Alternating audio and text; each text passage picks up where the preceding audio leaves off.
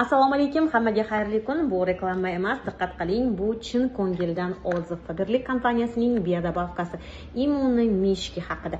Bu mahsulotimiz hozir O'zbekiston skladida bor, lekin 2 oy avval mana shu mahsulot yo'q edi. Bu mahsulotni men o'qib ko'rib, Rossiyaga Faberlic kompaniyasining konferensiyasiga borganimda, o'sha yerdagi skladimizga bir dona buyurtma qilib farzandimga olib keldim. 4-oktyabrdan bu yog'iga 3 yashar o'g'ilchamga mana shu immunomishkini ichirdim va Allohga shukr. Bilasiz, O'zbekistonda oktyabr va noyabr oylari juda ham virus ko'paydi.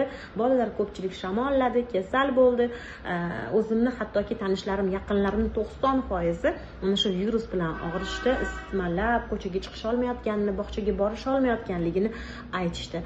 Lekin bizni bu virus oilamizni chetlab o'tdi. Mana shu immunomishkini ichganimiz uchun deb o'yladim, chunki farzandim bog'chaga chiqsa ham, kasal bolalar bilan birga o'ynasa ham kasal bo'lmadi.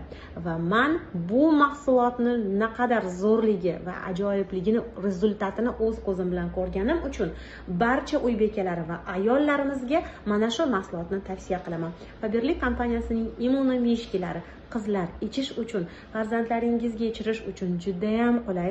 Ayiqcha ko'rinishida jelatin bo'ladi, marmeladni pastilka qizlar malinani vkusini beradi. 3 yoshdan yuqori bo'lgan bolajonlarimiz uchun bemalol ichirasiz. Shiringina, tarkibida vitamin C, vitamin E, sink va vitamin D3 mavjud. Har bir uy bekalariga bu mahsulotni olib farzandlaringizga ichirib ko'rishingizni tavsiya beraman. Faberlic kompaniyasining immunomishkilari endi O'zbekiston skladlarida bor.